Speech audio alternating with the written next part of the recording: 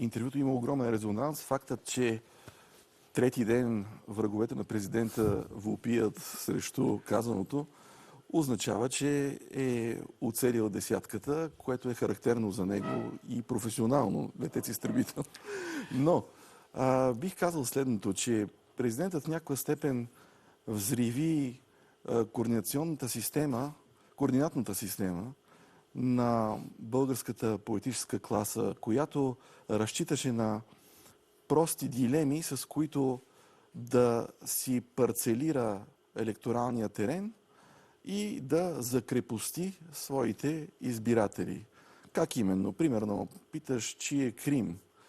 Ако кажеш, че Крим е украински, заповядай при нас. Ако кажеш, че Крим е руски, отсреща казват, а вие сте при нас.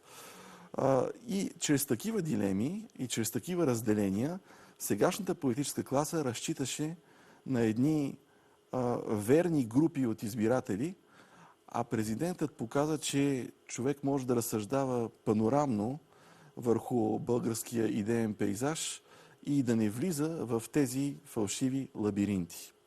Ето това показа президентът Радев и мисля, че това направи силно впечатление на българските зрители. От пиар гледна точка, господин Христов, лично вие на какво симпатизирате и по-скоро какво ви вълнува повече? Едната половина българи, които подкрепят Радев, или другата половина, които го отричат?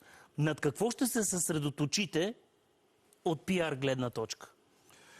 Аз не съм пиар стратегията президента, противно на това, което се внушава, но мисля, че не трябва да се прави такова деление, тъй като всички сме българи и особено когато човек е на политическото поприще, трябва да милее за общественото благо и за всички български граждани. Разбира се, едните трябва да убедиш, което е по-трудно, защото българите са особено мнителни след толкова много разочарования.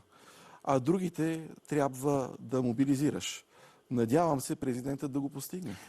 Но мисля, че не трябва да се поставя каруцата пред коня, тъй като първо трябва да видим изборните резултати, за да говорим за коалиция.